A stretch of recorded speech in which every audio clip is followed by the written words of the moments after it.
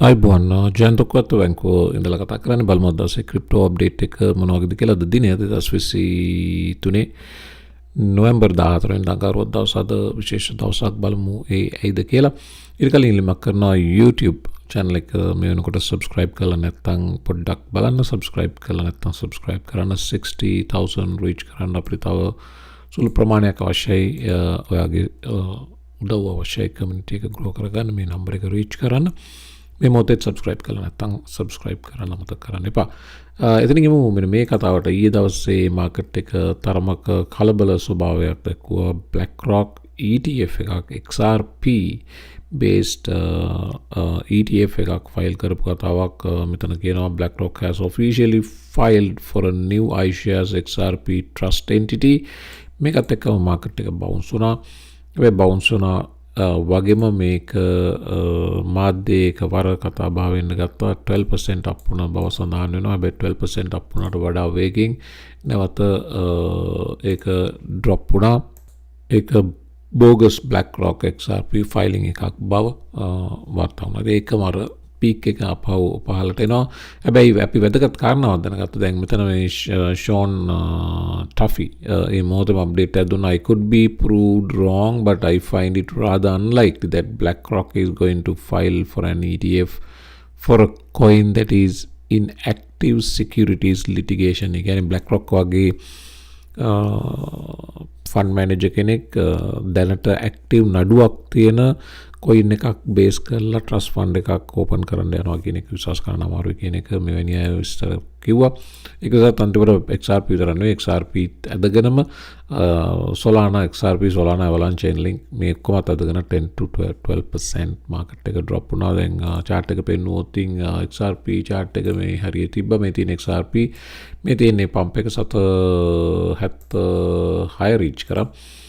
ආපහු හිටපු තැනටම ආවා. දැන් මේකේ අපි වැදගත් කාරණාවක් දැනගත්තා. ඒක තමයි යම් හේකින් මේ නඩුව අවසන් වුණොත් රිපල්ට තියෙන ඉන්ස්ටිටියුෂනල් පැත්තේ තියෙන කේස් එක අවසන් වුණොත් වගේම ETF එකකට මේ වගේ පාර කැපුණොත් BlackRock ඒවා වෙනත් asset manager කෙනෙක් වේවා පැහැදිලිවම ඩොලර් එක රීච් කරાવી ඉතාම වේගෙන්. මේ ප්‍රයිස් පම්ප් එක ගන්න විනාඩි 15ක කාලයක් ගිහින් 60 ඉඳලා 75ට යන්න.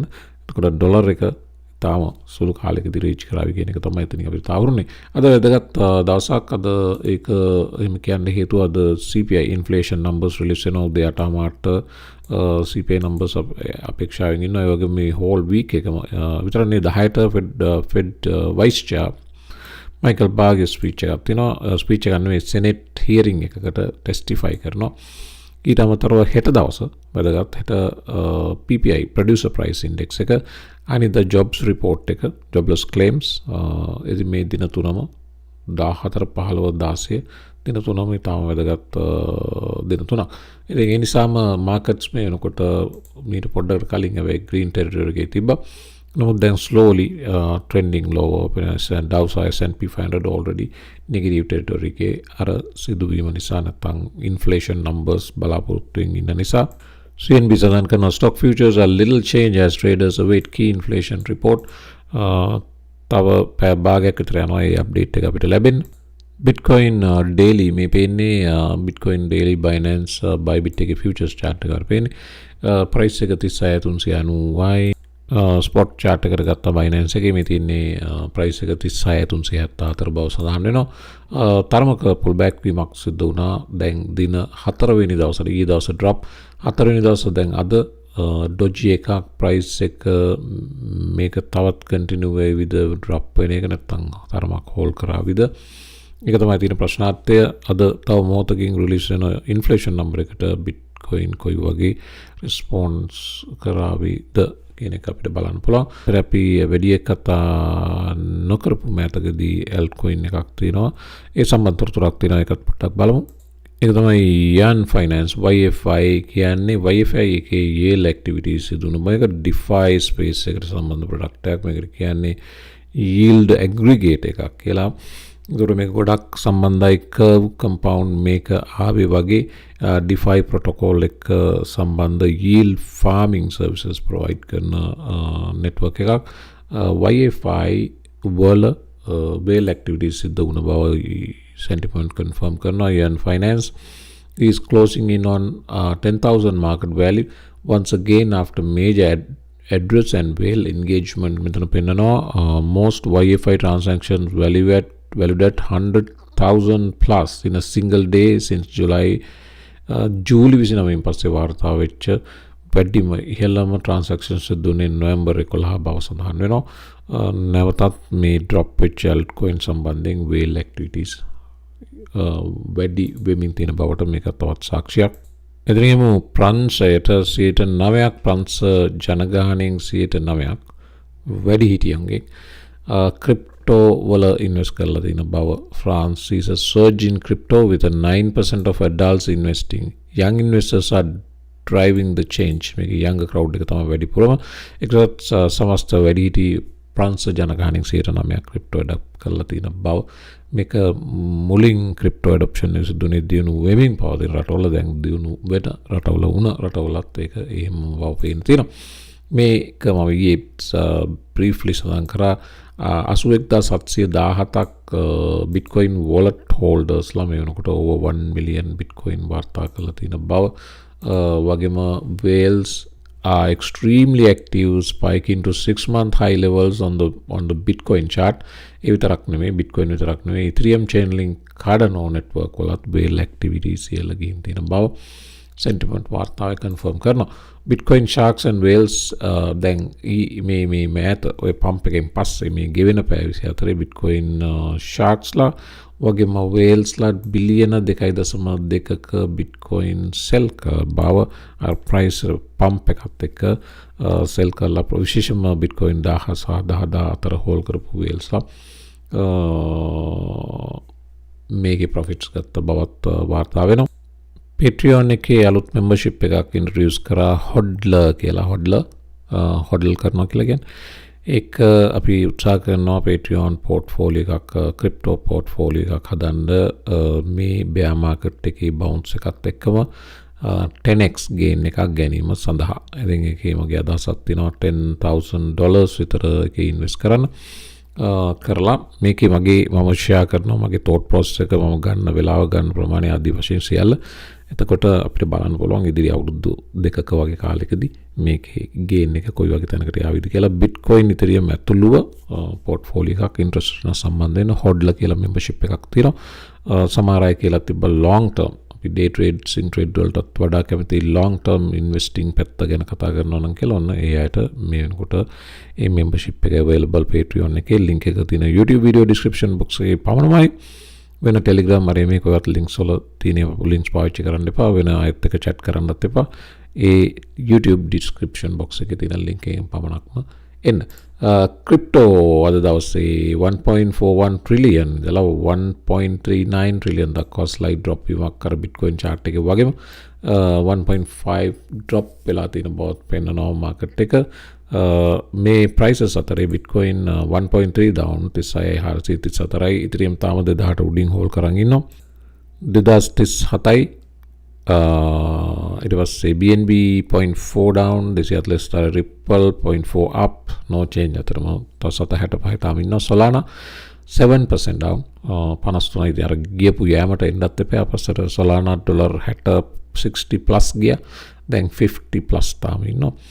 Cardano 2% down 736යි. Dogecoin 5% down 5% 7 down. Tron 4% down. Polygon අදත් 8% up. මේක යෑමක් යනවා මේ තියෙන chart එක Polygon. මේක පොඩි time frame එකක් මෙන්න මේ වගේ පහුගිය පැය කිහිපෙත් Polygon මුණා.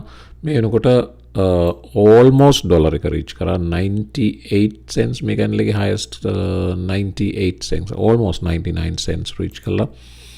දැන් drop වෙනවා 730දී තිය තමයි මේ වර bottom එක 730දී opportunity එකක් දුන්නා ගන්න අයට ගන්න. 730න් පිටත් වෙලා සෑහෙන දුරයි. දැන් සෑහෙන මේ තින්නේ 730 අවසාන දවස ඔක්තෝබර් 19 ඔක්තෝබර් 19 මාසයක්වත් ගියේ නැහැ. 3 times investment එක grow වෙන්න. ඔක්තෝබර් 19 අද නොවැම්බර් 14යි. මේ 750 තිබ්බේ 730 කියන්නේ තව වම් පැත්තට එන්න ඕන. ඉතින් 730 හිටියේ ජූනි 19. ඒතකොට මාස 6ක් වගේ කාලයක් ඇතුළත ඉන්වෙස්ට්මන්ට් එක 3 times grow වෙලා තියෙන බව පේන තියෙනවා මැටික් වල. Chainlink 0.5 up $14යි $7 තිබ්බේ 14යි. Polkadot sideways 5.31යි. Avalanche සතිය ඇතුළත 133ක් ගියා. අද දවසේ 2% up drop $17 බව පේන තියෙනවා. මේක තමයි overall තත්ත්වය. තව මම පෙන්නන්නම් DeFi space එක. DeFi මේ පෙන්නන්නේ top 100 DeFi coins වල market cap growth එක. එතකොට මේ තියෙන්නේ මේවර highest peak එක දැන් reach කරපු බිලියන 64යි. slightly drop වෙනවා DeFi උත්. නමුත් මේක pump වෙන්න පටන් ගත්තා ඔක්තෝබර් 19 ඉඳලා ඔක්තෝබර් 19 බිලියන 42යි තිබ්බ DeFi space එක බිලියන 64 දක්වා 50%කින් grow වුණා. මාසයකටත් අඩු කාලයක් ඇතුළත. මේ තියෙන්නේ පහළ ඒකේ වැඩිම share එක hold කරන් ඉන්න අය Lido DeFi space එකේ Chainlink උත් ඉන්නවා. මම දන්නේ ඒක දාලා තියෙන්නේ කියලා. Lido, Uniswap, Thorchain, Aave, Maker මේවා තමයි mainly DeFi space එක විදිහට ගන්නේ. මේක 100ක් තියෙනවා DeFi වලට related ඒවා. ඇමරිකාවේ Bitcoin spot ETF එක big deal එකක් බව Coinbase කියනවා. ඒකට හේතුව traditionally crypto වලට නාපු විශාල තොගයක් ඉන්වෙස්ටර්ස්ලා මේ හරහා ක්‍රිප්ටෝ වලට එන්න අවකාශ කැපෙන බව. ඒ අතරේ මෙන්න මෙතන සඳහන් කළ තිබ්බා මේ තියෙන්නේ මේ opportunity එක අරගෙන ඊට පස්සේ එන්න පුළුවන් registered ඇමරිකාවේ ඉන්න investment advisorsලා කියලා කොටසක් RIAsලා කියලා. ඒගොල්ලොන්ට දැන් අවකාශයක් තියෙනවා Bitcoin වලට එන්න, Ethereum වලට එන්න. ඊට පස්සේ retirement funds වලට අවකාශය ලැබෙනවා. ඒ වගේම institutions. මේ තුන් ගොල්ලොම මෙතෙක් ක්‍රිප්ටෝ වලට නාපු අය. මේගොල්ලෝ තමයි ලොකු තෝරු මෝරු අතරම මේ fund managers ලා අතරේ. මේගොල්ලන්ටත් දැන් ඔන්න ඇවිත් ඉන්වෙස්ට් කිරීමේ අවස්ථාව තියෙන බව Bitcoin යම් හේකින් spot ETF approval එකක් SEC එකෙන් දුන්නොත් මේක වැදගත් කතාවක්. මේ chart එකේ පෙන්නන්නේ market cap Bitcoin market cap dominance එක. ඒතකොට තාමත් මේ higher lows හදමින් මේක trending upwards. ඉතින් මේ dominance එක මේ analyst කියනවා 57 target first target එක, ඊට පස්සේ 63 region එක second target එක. Bitcoin dominance එක මේ යන යාමට මේක තව ඉහළ යා යුතුයි. එතකොට මෙයාගේ මේ තර්කය තමයි Bitcoin dominance එක පැහැදිලි uptrend එකක ඉන්නේ. එතකොට මේක 148න් පහළට වැටුණාන් පස්සේ තමයි altcoin move වෙන්න ගන්නේ. නමුත් දැනට තියෙන තත්ත්වය අනුව මේක 148ට වැටෙන්න නෙමෙයි 57-60 region එකට යන්න තියෙන tendency එක වැඩි. එතකොට ඒ අතරේදී altcoin වලට ඉන්වෙස්ට් කරන එකේ තේරුමක් නැහැ. ඒ අතරේ altcoin season එකක් එන්නේ නැහැ. මේක 62 වගේ reach කරාට පස්සේ ඊට පස්සේ drop වෙනකොට තමයි altcoins යන්න පටන් ගන්න. ඒ නිසා දැම්මම altcoin pump එකකට සූදානම් වෙන එක, දැම්මම altcoin වලට සල්ලි දාන එක risky වැඩක්. ඒ වගේම කියනවා මේකේ exception එකකුත් තියෙනවා. ඒ කියන්නේ මේ altcoin අතරේ credible කියන්නේ altcoin අතරේ 1%ක් විතර ඔය කතාවට පටහැනිව Bitcoin එකම move වෙන altcoins ටිකක් තියෙනවා. ඒක ගැන නෙමෙයි අපි කතා කරන්නේ overall alt season එකක් ගැන. alt season එකේ නම් 48 වලින් පහළට dominance. ඉතින් බලන්න ඔයාත් altcoin වලට යනවා නම් හැබැයි මේ credible ගේ අදහස නෙමෙයි මම නම් දරන්නේ.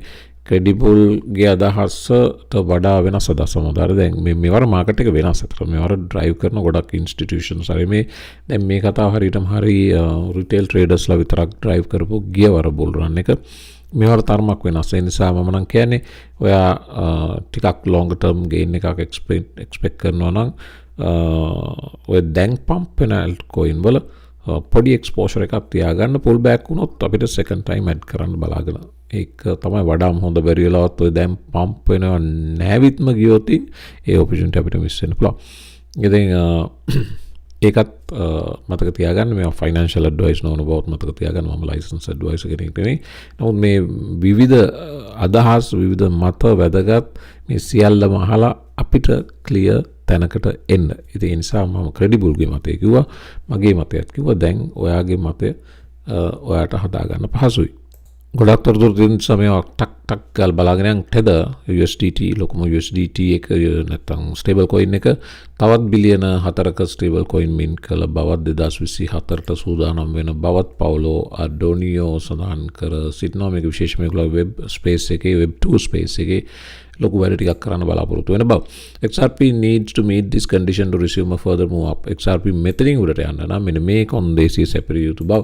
ඒ කොන්දේසිය මම පෙන්නනවා විෂුවලි. මේ තියෙන කොන්දේසිය මේකේ තියෙනවා මේකේ ට්‍රෙන්ඩ් ලයින් එකක්. මේ ට්‍රෙන්ඩ් ලයින් එක හෝල් කරන්න ඕන XRP මෙතනින් උඩට බවුන්ස් වෙන්න නම් මේ ට්‍රෙන්ඩ් ලයින් එකේ මේක පුල් බෑක් එක හෝල් කරන්න ඕන සාමාන්‍යයෙන් 67 වගේ 65 67 වගේ රීජන් එකේ. දැන් XRP chart එක අපි ගාව අපිට බලන්න පුළුවන් මේක හෝල් කරාද කියලා.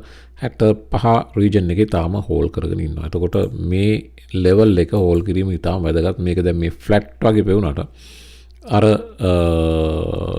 ලොංග ටයිම් ෆ්‍රේම් එකේ පෙන්වන්නේ මෙන්න මේ ට්‍රෙන්ඩ් ලයින් එක. එම වුණොත් ඊළඟ බවුන්ස් එක 70 ගානට ගත හැකි බව. ඊයේ බවුන්ස් වුණ එක ඒ 70 ගාන මේ ට්‍රෙන්ඩ් බවුන්ස් එකක් නෙවෙයි. ඊයේ එක නිවුස් එකක්, ෆේක් නිවුස් එකකට ඒක ෆ්ලෑෂ් ක්‍රෑෂ් එකක් වුණා. ඒ නිසා ඒක අදාළ නැහැ. මේ කාරණේ සැපිරිය යුතු බව සඳහන් වෙනවා. Bitcoin mining rewards hit an annual daily high of 44 million. Bitcoin miners like තාම අසීරු කාලයක් පහුගිය කාලේ Bitcoin mining firms වහලා දාන්න උනා, බංකොලොත් උනා, පඩි ගෙවා ගන්න බැරුව හිටියා. දැන් සතුටින් කල් ගෙවන බව සඳහන් වෙනවා. මේ තියෙන්නේ ඒගොල්ලෝගේ මේ black line එක Bitcoin price එක.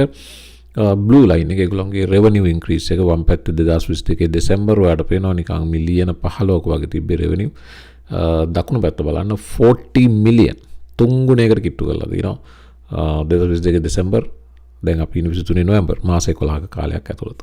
amazing. ඉතින් ස්පේස් එක grow වෙනවා කියන එක සතුට කරුණක්. හැමෝටම ඒකේ යම් benefit එකක් ලැබෙනවා. මේ තියෙන්නේ marathon digital ඒගොල්ලෝගේ revenues quarter 3 earnings ඉහළ ගිය බව revenue එක මිලියන 97යි 467ක increase එකක්. ඒ වගේම company එක තව improve වෙනවා. තව capital තව ඉන්වෙස්ට් කරනවා.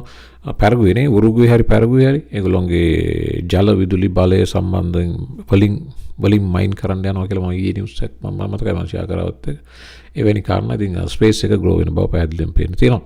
මාකට්ස් තරමක නිද්‍රාශීලී ස්වභාවයක් ගන්නවා. ක්‍රිප්ටොත් එමය, ස්ටොක්ස් උත් එමය හේතුව තව විනාඩි 9කින් වගේ CPI numbers රිලීස් වීමට නියමිතයි.